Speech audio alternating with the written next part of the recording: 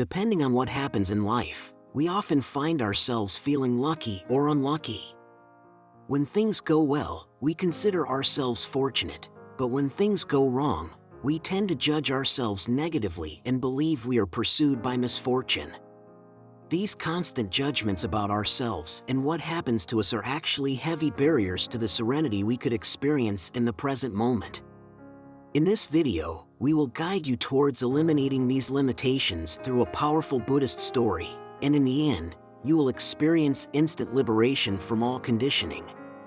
We make you this promise. Follow the video until the end.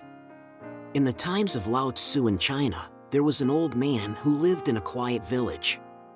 His poverty was evident, but even the rulers envied him because of his magnificent white horse, a one-of-a-kind specimen. The king himself approached the old man and offered him great rewards in exchange for his precious steed. However, the old man replied firmly, "This horse is not just a horse to me but an integral part of my family. How could I ever sell it?" Even the neighbors tried to persuade him to sell the animal, but in vain. One morning, the old man woke up to the bitter discovery that his beloved horse was no longer in the stable. The people in the entire village gathered and said to the old man, "We knew it already, one day the horse would be stolen. Considering your poverty, you would have been better off selling it. Now it's gone, a curse, bad luck." But the old man calmly replied, "Do not exaggerate, simply say the horse is not in the stable. Whether it is misfortune or fortune, who can tell?" The people laughed, thinking the old man had lost his mind. He could have sold his horse and lived comfortably, yet he persisted in his state of poverty. However, after a few days, just when everything seemed lost, the horse suddenly returned. It had not been stolen but had escaped into the wild, and with it, there were 12 magnificent wild horses. Once again, the villagers gathered in astonishment and exclaimed, "Unbelievable! This is true fortune." But the old man, maintaining his composure, said, "Stop, do not go further. Just say the horse has returned, and it has brought 12 others with it. But do not judge if it is misfortune or fortune, who can tell?" The people fell silent, although they were well aware that those 12 splendid horses would fetch huge sums if sold. Later, the old man's son, his only heir, began to train those wild horses. But one day, during a training session, he fell from one of the horses and broke both his legs.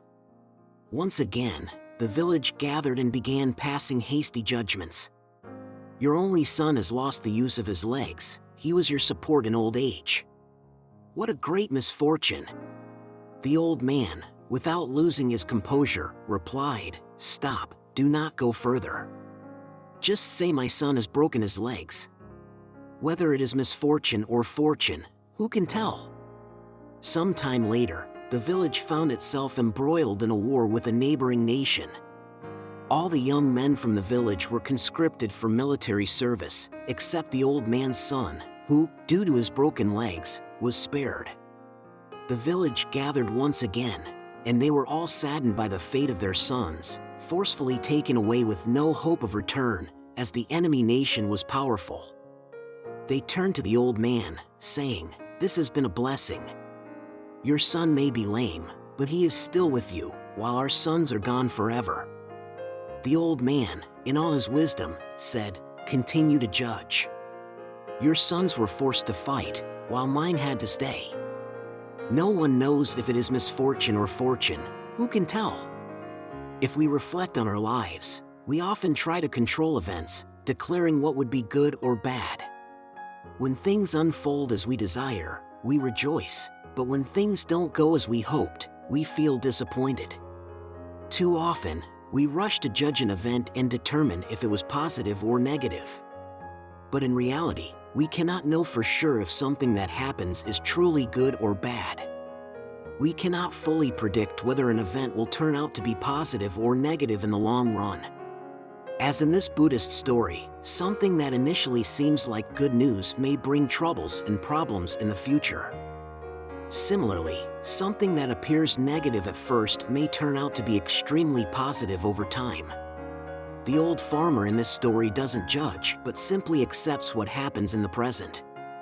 In a state of equanimity, he represents the highest form of serenity we can achieve.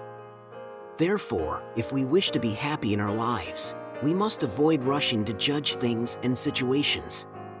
What seems like a curse today could turn into a blessing tomorrow. Stay open to possibilities and let time reveal the true nature of events.